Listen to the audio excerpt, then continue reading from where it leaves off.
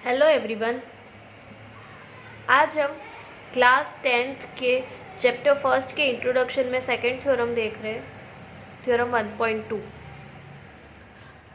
Okay, तो इस theorem में every composite number can be expressed factorized as a product of primes and this factorization is unique apart from the order in which the prime factor occur. ये theorem दे रखी है आपको। अब एक example से समझेंगे इसको। जैसे कि मान लो कोई नंबर ले लो 10। ओके, अगर हमें 10 के फैक्टर निकालने हैं तो कैसे निकालेंगे? डिवाइड करेंगे 2 से। कितना आएगा? 2 5 जा 10, फिर 5 से 1। कितने फैक्टर है इसके? 2 फैक्टर है, 2 इंटू 5। तो ये थ्योरम क्या बोल रही है? Every composite number can be expressed. Composite number मतलब 10। कंपोजिट नंबर मैंने पहले की वीडियो में बताया था कि कंपोजिट नंबर वो होते हैं जिसके 2 से ज़्यादा फैक्टर होते हैं। तो इसके 2 से ज़्यादा फैक्टर है, इसलिए ये हुआ composite number. Can be expressed factorized as a product of primes, मतलब वो प्राइम नंबर का प्रोडक्ट होगा। मीन्स प्राइम नंबर 2 भी प्राइम नंबर है, 5 भी प्राइम नंबर है, और इसका प्रोडक्ट होगा factor composite number. And this factorization is unique apart from the order in which the prime factors occur. मतलब या तो ये हमने पहले 2 से डिवाइड किया, फिर 5 से डिवाइड किया, मीन्स इसका कोई ऑर्डर नहीं होता है। जैसे अगर हम पहले 5 से डिवाइड करते फिर भी कितना आता? 5 2 जा 10, फिर 2 से डिवाइड करते फिर 1, फिर क्या हो जाता है यहाँ पे 5 इंटू 2। मीन्स इसका कोई ऑर्डर नहीं है। 2 इंटू 5 भी 10 ही होगा और 5 इंटू 2 भी 10 ही होगा, इसलिए इसमें कोई ऑर्डर मैटर नहीं करता है। जैसे एक एग्जांपल और देख लेते हैं हम।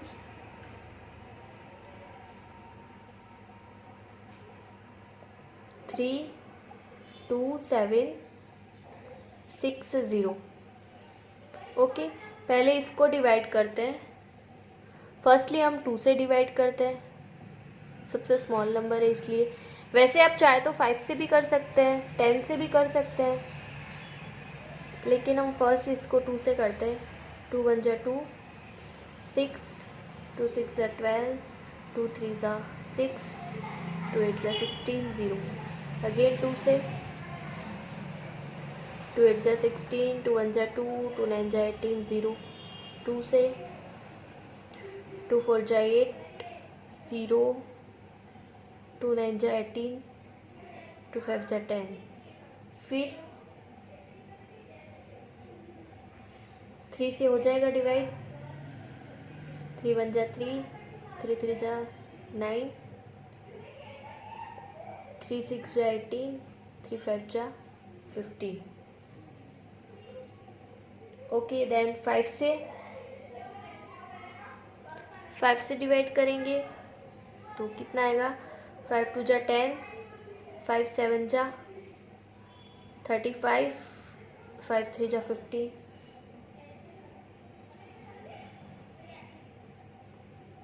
सॉरी,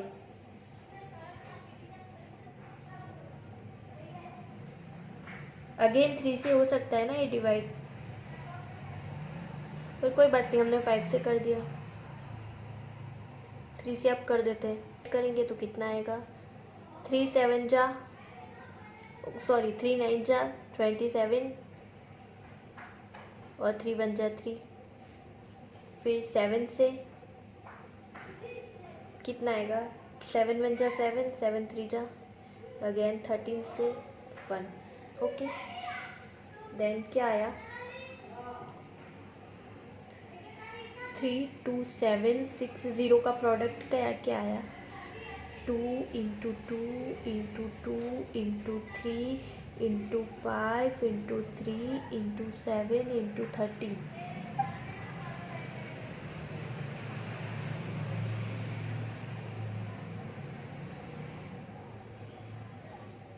ओके देन ये क्या बोल रहा है, every composite number can be expressed, ये कंपोजिट नंबर है, expressed factorized as a product of primes, means ये सारे प्राइम नंबर है, इसको प्रोडक्ट ऑफ प्राइम्स के में एक्सप्रेस कर सकते हैं हम।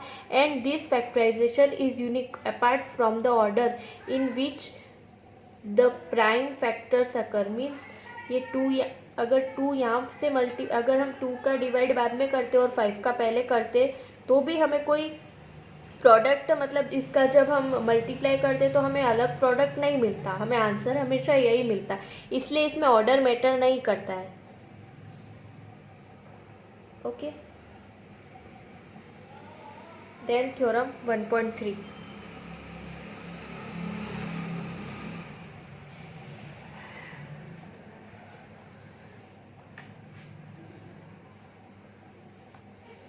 ये सिर्फ हम इंट्रोडक्शन पढ़ रहे हैं, आगे एक्सरसाइज में हम क्वेश्चन करेंगे तो आपको और अच्छे से समझ में आ जाएगा।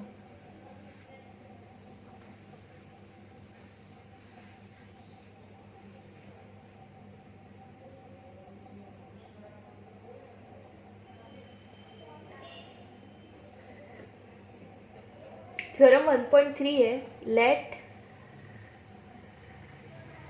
P be a prime number,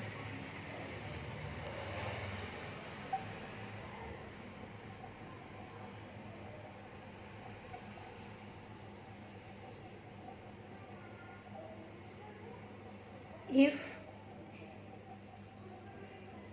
P divide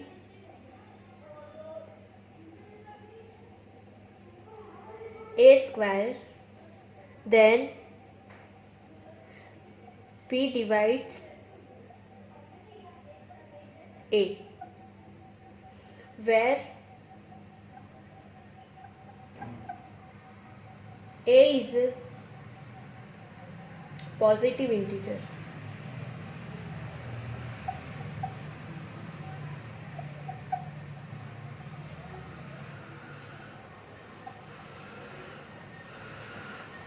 late P be a prime number, P को एक प्राइम नंबर माना है तो मान लो P 5 है। ओके देन सॉरी, इफ बोल रहे P divides A square, then P divides A, where A is a positive integer, A बोल रहे एक पॉजिटिव इंटीजर है, तो मान लो हम ए की वैल्यू ले लेते हैं 25। ओके तो ये थ्योरम बोल रही है अगर P कोई प्राइम नंबर है, अगर हम P को A स्क्वायर से डिवाइड कर सकते हैं तो P को A से भी डिवाइड कर सकते हैं। तो A दे रखा है हमें, मतलब A हमने लेट किया है, late P5 A 25, A square क्या होगा 625। ओके तो हमें P भी A से डिवाइड हो सकता है, कितना आएगा 5। अगर P को A से डिवाइड करेंगे, A को P से डिवाइड करेंगे तो कितना आएगा 5, और अगेन हम A स्क्वायर को भी P से डिवाइड कर सकते हैं तो कितना आएगा 25। यही थ्योरम है। Let P be a prime number, P कोई प्राइम नंबर है, if P divide A square, मतलब P को हम अगर A स्क्वायर से डिवाइड कर सकते हैं तो P A से भी डिवाइड हो सकता है, A P से भी डिवाइड हो सकता है, लेकिन शर्त ये है कि A कोई पॉजिटिव इंटीजर होना चाहिए, नेगेटिव नहीं होना चाहिए। ओके देन थ्योरम 1.4,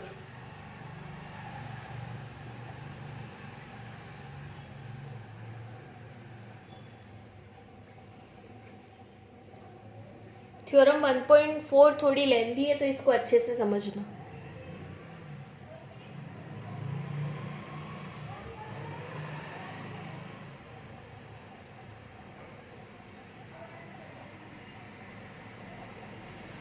थ्योरम 1.4 है, √2 इज इरेशनल, हमें प्रूफ करना है कि √2 इरेशनल नंबर है। ओके देन हम फर्स्टली क्या करते हैं, let root two be a rational number.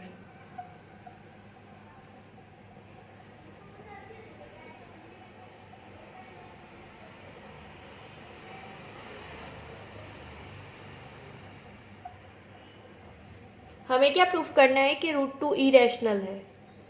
तो सबसे पहले हम मान लेते हैं कि रूट टू एक रैशनल नंबर है। मीन्स क्या हो सकता, अगर रैशनल नंबर है तो क्या होगा, रूट टू को हम क्या लिखेंगे, पी ओपन क्यू की फॉर्म में, मीन्स ए ओपन बी की फॉर्म में। Okay, where a and b are coprime. यहाँ पे हमको डिफाइन करना पड़ेगा, where a and b are को प्राइम।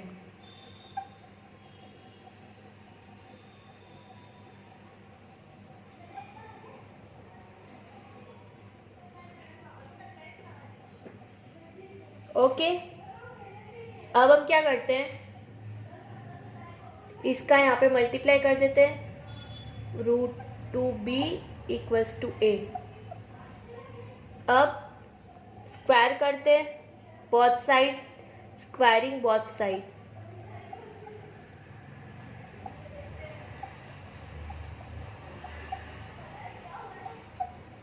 स्क्वायर किया तो क्या आ गया, रूट टू बी का स्क्वायर इक्व टू ए का स्क्वायर। तो कितना आया, two B square equals to A square.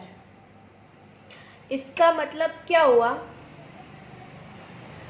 To is divisible by A square.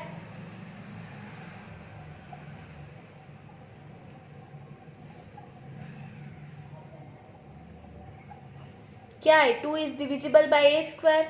Okay, और क्या हो जाएगा, two is also divisible by ए। ये थ्योरम हमने 1.3 पढ़ी थी।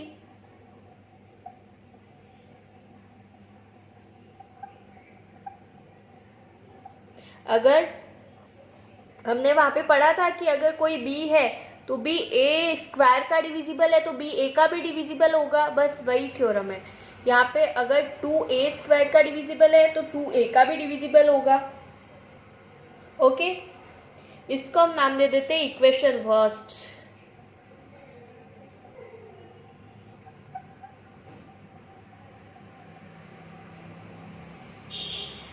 हो गया यहाँ तक। देन अब हम एक और इंटीजर मान लेते हैं, let C be a integer.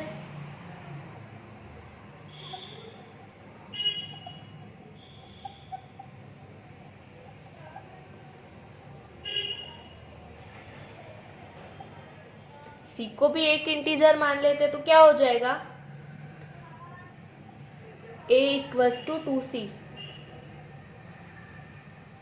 क्यों, क्योंकि अगर यहाँ पे अगेन अगर कोई इंटीजर है c, तो अगर बाय ए स्क्वायर तो टू ऑल्सो डिविजिबल बाय ए, इसलिए यहाँ पे a इक्वल्स टू 2c लिया है।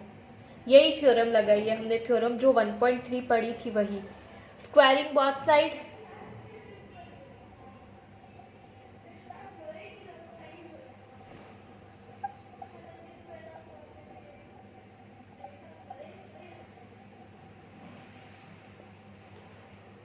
इसको यहाँ पे कर देती हूँ।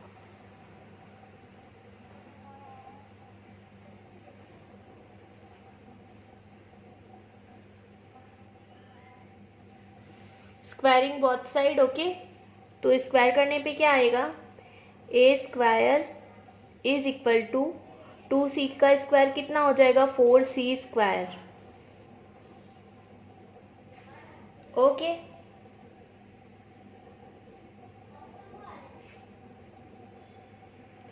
देन क्या हो जाएगा, इक्वेशन 1 क्या है यहाँ पे, A 2b square equals to A square. यहाँ पे क्या है, A square equals to 4c square. तो हम ए स्क्वायर की 2b स्क्वायर वैल्यू यहाँ रख देंगे। तो फ्रॉम इक्वेशन 1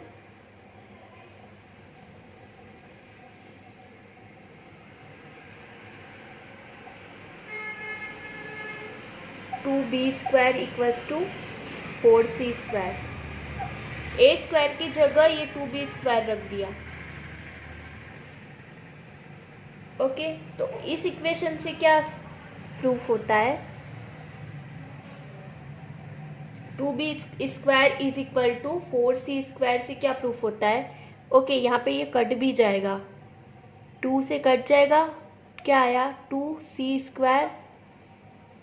ओके, देन क्या हो जाएगा, 2 is divisible by b², then 2 is also divisible by b। Theorem 1.3 पढ़ी थी ना, 2 is divisible by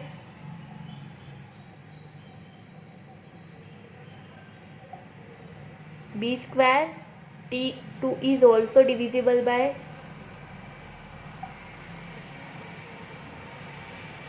b।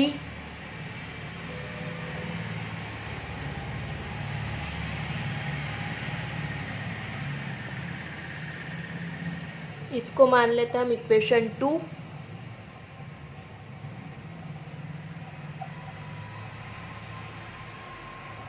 Then equation 1 और इक्वेशन 2, फ्रॉम इक्वेशन 1 एंड 2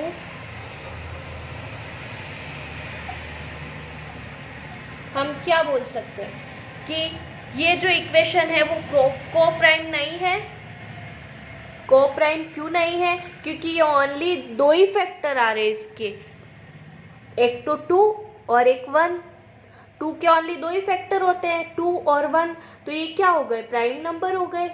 और अगर ये प्राइम नंबर हो गए तो जो हमने यहाँ पे एजिप्शन किया था, let 2 be √2 be a rational number, ये एजिप्शन हमारा गलत हो गया।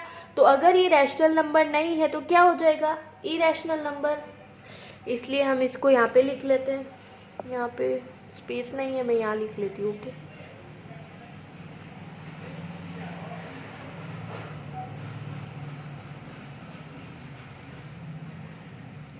A and B are not co-prime।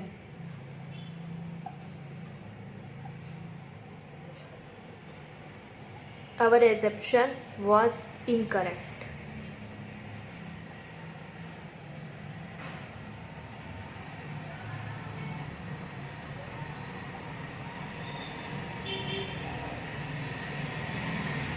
Then क्या हो जाएगा, देयरफॉर √2 क्या हो जाएगा, rational, sorry irrational number. Okay, इसको एक बार और देख लेते हैं। थ्योरम 1.4 है, हमें ये प्रूफ करना है कि √2 is irrational number. Okay, then हम करते हैं, मानते हैं हम, let √2 be a rational number, means हम √2 को एक रैशनल नंबर मान लेते हैं। तो √2 किसकी फॉर्म में आ जाएगा, P/Q की फॉर्म में। Okay, where b is not equal to 0, यही होता है रैशनल नंबर। और where a and b are coprime, यहाँ पे हमने a और b को, अगर रैशनल नंबर है तो को प्राइम ही होगा, है ना। तो यहाँ पे क्या कर सकते हैं, हम √2 को a/b की फॉर्म में लिख सकते हैं। ऑल्सो डिफाइन भी कर देते हैं कि यहाँ पे a और b एक को प्राइम नंबर है। अब क्या करते हैं, b को ऊपर ले जाते हैं, b को √2 से मल्टीप्लाई कर देते हैं, तो √2b इक्वल्स टू क्या आ जाता है, a। अब दोनों जगह स्क्वायर करते हैं, स्क्वायरिंग बोथ साइड, तो √2b का square is equal to a²। तो क्या हो जाएगा, √2 का स्क्वायर क्या होगा 2, b का square b² equals to a²।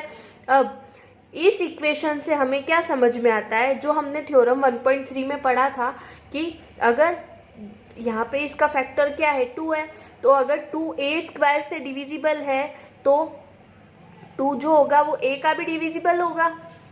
ये हमने पढ़ा था थ्योरम 1.3 में। तो इसको हम यहाँ पे डिफाइन कर देते, 2 is divisible bye a², again also 2 is divisible bye a। Okay, इसको हम नाम देते थे इक्वेशन फर्स्ट। अब ये तो इक्वेशन फर्स्ट हो गई। एक और इंटीजर मान लेते हैं, let c be any integer, एक c को एक इंटीजर मान लेते हैं। तो c इक्वल्स टू 2c कर देते हैं, sorry a equals to 2c कर देते हैं। अगेन यहाँ पे वही होगा, अगर कोई इंटीजर है तो अगर वो यहाँ पे फैक्टर क्या है 2 है, तो अगर कोई a² का फैक्टर होगा तो वो a का भी फैक्टर होगा, इसलिए यहाँ पे a इक्वल्स टू 2c किया है हमने। यहाँ पे बोथ साइड स्क्वायर कर देते हैं, तो क्या आ जाएगा, a² equals to c²। Okay, from equation 1, यहाँ पे इक्वेशन 1 में ए स्क्वायर की कितनी वैल्यू है 2b², तो इस 2b² की वैल्यू को हम यहाँ लिख देते हैं ए स्क्वायर की जगह, तो 2b² इक्वल्स टू क्या हो जाएगा 4c², 2 1 जा 2, 2 2 जा 4, तो b² की क्या वैल्यू आ गई 2c²। तो इससे क्या डिफाइन हो जाता है b² इक्वल्स टू 2c² से कि अगर 2b² का डिविजिबल है तो 2b का भी डिविजिबल हो जाएगा, तो 2 is divisible by b², 2 is also divisible by b। Okay, इसको हम नाम देते हैं इक्वेशन 2। तो हम फ्रॉम इक्वेशन 1 और फ्रॉम इक्वेशन 2, ये हो गई 1 और ये हो गई 2, इन दोनों इक्वेशन से हम क्या समझते हैं कि a और b एक कोप्राइम नंबर नहीं है, क्योंकि हमने पहले की वीडियो में पढ़ा है कि कोप्राइम नंबर क्या होते हैं जिसके 2 से ज़्यादा फैक्टर हो, और यहाँ पे तो सिर्फ 2 ही फैक्टर है, मतलब ये कौन से नंबर हो गए प्राइम नंबर। 2 फैक्टर मीन्स 2 के 2 ही फैक्टर होते हैं, एक तो 2 और एक 1, इसलिए ये क्या हो गए प्राइम नंबर्स हो गए। मतलब जो हमने माना था यहाँ पे, जो हमारा एजिप्शन था √2b और रैशनल नंबर, ये रॉन्ग हो गया। तो अगर ये रैशनल नंबर नहीं होगा तो ये क्या होगा इरेशनल नंबर हो जाएगा। Then our assumption was incorrect, √2 is irrational number. Okay, then next का इंट्रोडक्शन हम नेक्स्ट वीडियो में करेंगे। Thank you.